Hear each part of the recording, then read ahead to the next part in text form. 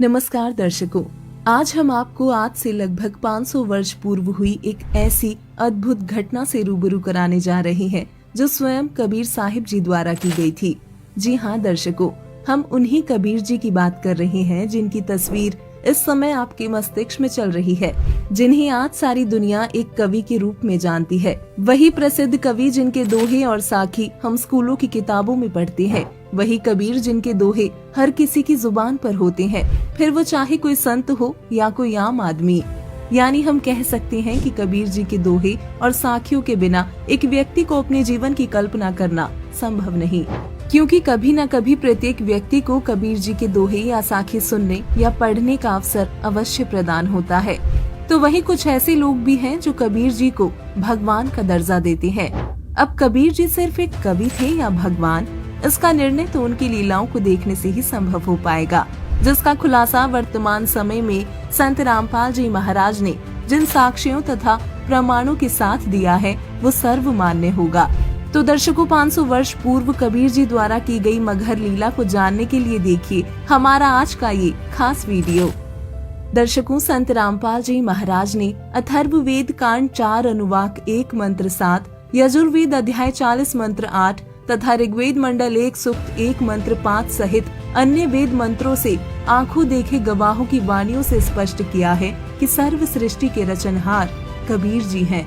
उन्हीं गवाहों में से एक संत गरीबदास जी ने कहा है, गरीब अनंत कोटि ब्रह्मांड का एक रति नहीं भार, सतगुरु पुरुष कबीर हैं कुल के सृजनहार।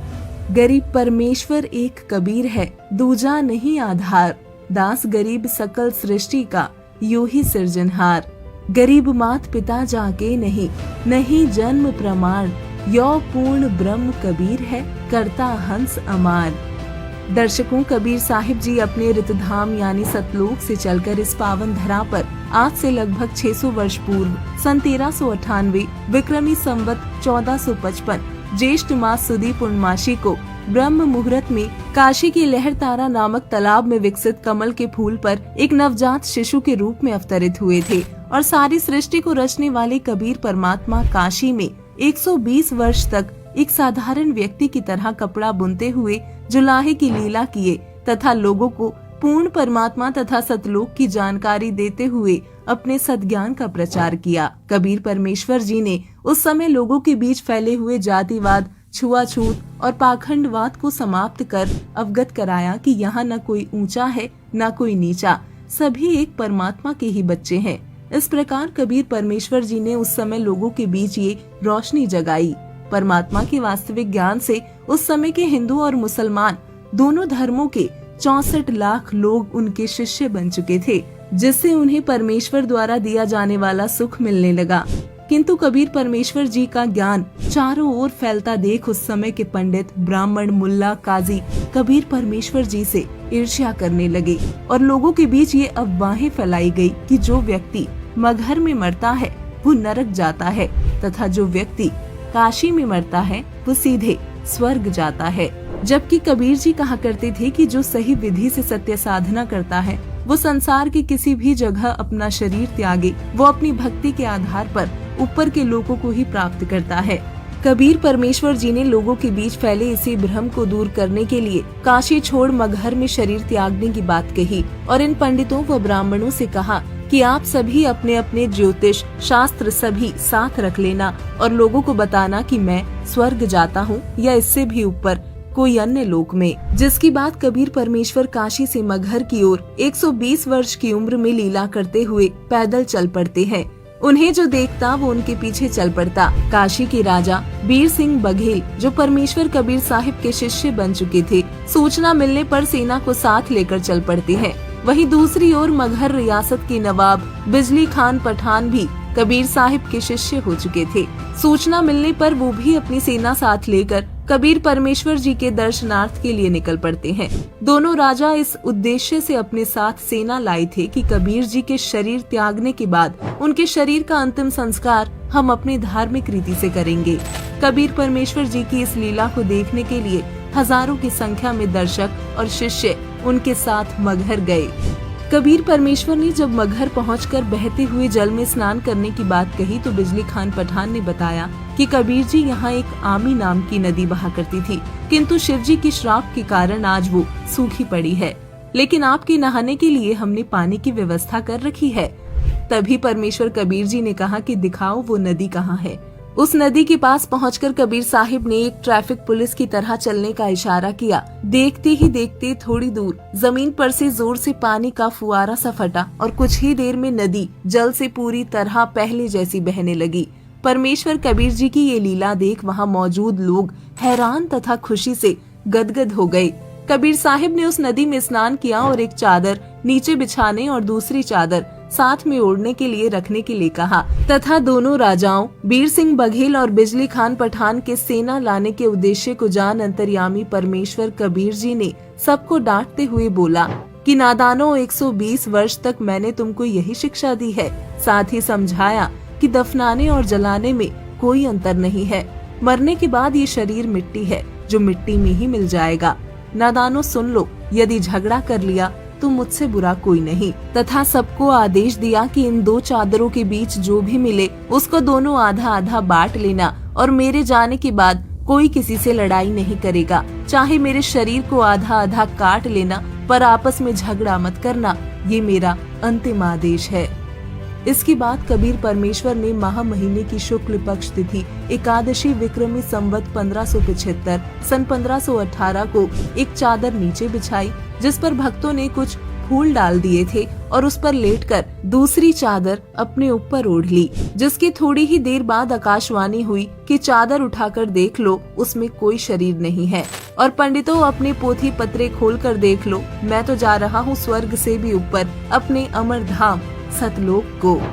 ये आकाशवाणी सुन जब चादर हटाई गई तो वहाँ केवल फूल ही फूल पड़े थे। जब सभी ने आसमान की ओर देखा तो उन्हें प्रकाश पुंज का गोला दिखाई दिया। कबीर प्रभु की ये लीला देख दोनों राजा समेत हिंदू मुसलमान आपस में गले मिलकर रोने लगे और परमेश्वर कबीर जी से क्षमा मांगने लगे तथा कहने लगे कि हम समझे ही नहीं, ये तो वास्तव में अल्लाह आए हुए थे, परमेश्वर आए हुए थे। इस तरह परमेश्वर कबीर जी ने दोनों राजाओं के बीच एक भयंकर युद्ध होने से रोक दिया तथा दोनों धर्मों के लोगों में एक भाईचारे तथा धार्मिक सामंजस्य का बीज बो गए, जिसका प्रमाण हमें मगहर वर्तमान जिला संत कबीर नगर में देखने को मिलता है, जहां दोनों धर्मों हिंदुओं तथा मुसलमानों ने कबीर साहिब के शरीर के स्थान पर मिले एक एक चादर तथा आधे आधे सुगंधित फूल लेकर 100 फीट के अंतर पर एक एक यादगार भिन्न भिन्न बनाई हुई है। दर्शकों, जिस तरह तुलसीदास जी ने रामायण की लाखों वर्ष पूर्व घटी घटनाओं को रामचरितमानस में ज्यों का त्यों लिख दिया था, इसी तरह कबीर साहिब की मगहर लीला के विषय में संत गरीबदास जी ने लिखा है। गरीब काशी तजकर मगहर पहुँचे, ऐसा निश्चय कहिए, सदगुरु साखी समझ ले भाई, धीर पकड़ थीर रहिए। गरीब काशी मरे सुपावी मुक्ति को, मगहर गधा होई, पुरुष कबीर चले मगहर को, ऐसा निश्चय जोई। गरीब काशी के तो पंडित कूके, मगहर मरो न भाई, वहाँ तो पृथ्वी सूची नाही, तिरसंख पड़ा बिललाई। गरीब काशी तजकर मगहर चाले, किया कबीर पियाना, चादर फूल बिछे ही छोड़े, दिया मोक्ष परवाना। दर्शकों, इस तरह कबीर परमात्मा ने पूरे भक्त समाज को ये संदेश दिया कि सही विधि से भक्ति करने वाला व्यक्ति अपने परम धाम यानी सतलोक को ही प्राप्त होता है, चाहे वो किसी भी धर्म जाति का हो तथा चाहे वो किसी भी स्थान पर अपने प्राण त्यागे। तो दर्शकों, अभी आपने ये वीडियो देखा कि कैसे सारी सृष्टि के रचनहार कुल मालिक काशी में एक आम जन साधारण की भूमिका करते हुए भक्त समाज को सद्भक्ति का मार्ग बता गए तथा ये सिद्ध कर गए कि वही अविनाशी पूर्ण परमात्मा है। दर्शकों, संत रामपाल जी महाराज ने अपने सत्संगों प्रवचनों में पूर्ण परमात्मा कबीर जी की सभी लीलाओं तथा उनके विषय में विस्तार से बताया है, जिसे विस्तार पूर्वक जानने के लिए देखिए संत रामपाल जी महाराज के मंगल प्रवचन संत रामपाल जी महाराज YouTube चैनल पर। मगहर से सतलोक गए कबीरा, जाका पाया नहीं शरीरा। सर्व सृष्टि रचनहार कबीर परमेश्वर जी के 507वें निर्वाण दिवस के उपलक्ष्य में दिनांक 6 से 8 फरवरी 2025 को नेपाल सहित भारत के 11 सतलोक आश्रमों में 3 दिवसीय महासमागम का आयोजन किया जा रहा है। इस शुभ अवसर पर दहेज मुक्त विवाह, रक्तदान शिविर, नेत्र व दंत जांच चिकित्सा, आध्यात्मिक प्रदर्शनी, विशाल सत्संग और विशाल भंडारे का आयोजन किया गया है। आप सभी को इस अद्वितीय कार्यक्रम में सादर आमंत्रित किया जाता है। आपसे विनम्र आग्रह है कि अपने परिवार सहित इस कार्यक्रम में पधार कर इस आयोजन की शोभा बढ़ाए और जगत गुरु तत्वदर्शी संत रामपाल जी महाराज जी के सानिध्य में होने वाले इस विशाल सत्संग व अमृतमय भंडारे का आनंद प्राप्त करें। इस भव्य कार्यक्रम का आयोजन सभी सतलोक आश्रमों में किया जाएगा। इस कार्यक्रम का सीधा प्रसारण सतलोक आश्रम श्री धनाना धाम, तहसील गोहाना, जिला सोनीपत, हरियाणा से आप 8 फरवरी 2025 को सुबह 9:10 से साधना टीवी चैनल, संत रामपाल जी महाराज यूट्यूब चैनल और स्पिरिचुअल लीडर संत रामपाल जी पर देख सकते हैं।